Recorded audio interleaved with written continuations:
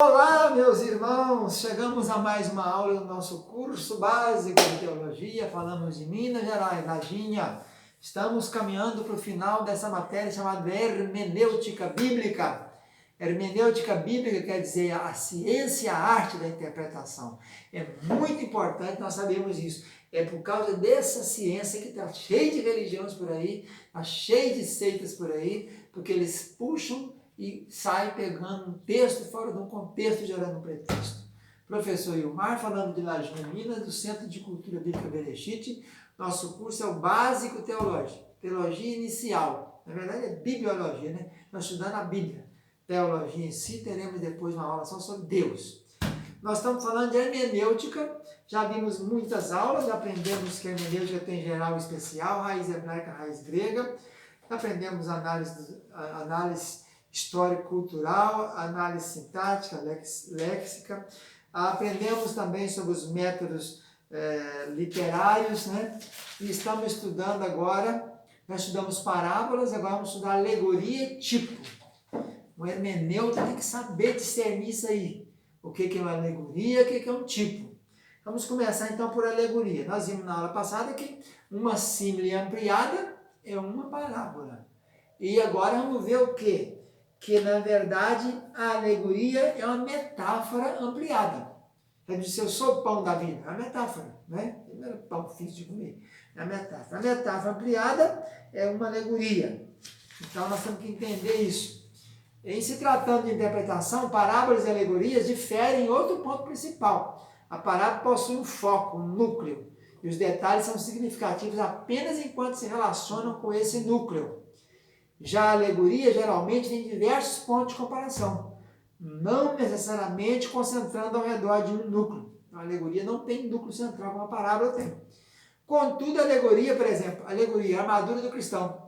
Você tem lá falando de capacete, de couraça, do evangelho, do escudo, da fé e tal. São várias coisas que são apresentadas na alegoria. Já na parábola é um ponto só. A parábola do bom semeador, semeadura, então, semente, não foge daquilo. A interpretação tem vários focos, né? Jesus falou apresentou várias alegorias. Tem uma alegoria mais famosa que é a videira verdadeira, né? Então a videira como símbolo de Cristo. O segundo foco, o pai simbolizando o agricultor. O terceiro foco, os ramos, que são os próprios discípulos, né? Em Gálatas, Paulo apresenta a alegoria, né? Das duas alianças, Abraão, com as duas mulheres, Agar, representando a lei, e Sara, representando a graça, no caso. Então, é importante entendermos isso, né? Sara, mulher livre, nova aliança, Agar, antiga aliança. Uma Jerusalém presente, Jerusalém de cima. Ismael, filho da carne, escravizados à lei. Isaac, filho da promessa, nós, irmãos cristãos. Ismael perseguia Isaac, assim agora o legalista persegue os cristãos. A Escritura diz, expulsa, serve o filho. Então, não temos que sair da escravidão. Então, é isso aí. Paulo está usando, nesse caso, aos Gálatas, uma alegoria para confundir seus adversários hipócritas. Então, isso é sobre alegoria. Sobre tipo e antítipo, né? É o tipo e o contratipo. A gente tem tantos tipos, né? Quantas personagens do Velho Testamento são tipos de Jesus. José, por exemplo, né? Tipo perfeito de Jesus. Mas o que quer dizer tipo? Tipo é a palavra grega, na qual nós pegamos, colocamos aqui, transliteramos, e o conceito principal dela é o seguinte, a relação representativa pré-ordenada que certas pessoas, eventos e instituições correspondentes que ocorrem numa época posterior na história da salvação. Então, um exemplo aí notório de um tipo bíblico, enquanto em João 3, 14 e 15. Jesus fala do modo como Moisés levantou a serpente no deserto, o Filho do Homem também será levantado. Então, ele está comparando, né? Esse é um tipo que tem um antítipo. O levantamento da serpente e dele próprio. E a vida para o que responder ao objetivo do levantamento. Quem olhasse para a serpente no deserto, escapava. Quem se entregava a Jesus também escapa. Os tipos são semelhantes aos símbolos, mas não são idênticos. Tem algumas diferencinhas. Primeira coisa, os símbolos servem de sinais de algo que representam, não necessariamente por semelhança, né? Enquanto já os tipos assemelham-se de uma ou mais formas às coisas que prefiguram. Vamos agora falar sobre o tipo, a segunda semelhança entre tipo e símbolo. Os tipos apontam para o futuro, ao passo que os símbolos podem não fazê-lo.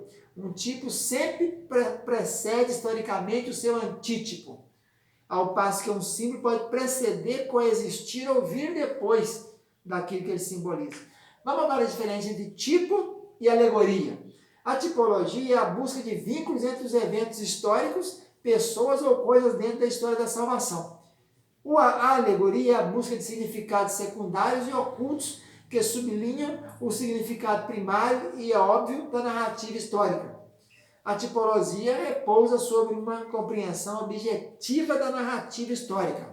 Já a alegoria introduz na narrativa o significado. Então, a gente encontra isso aí e vemos. A característica do tipo. Primeiro é que deve haver algum ponto notável de semelhança ou analogia entre o tipo e o seu antítipo, né? Então, tem que ter isso aí.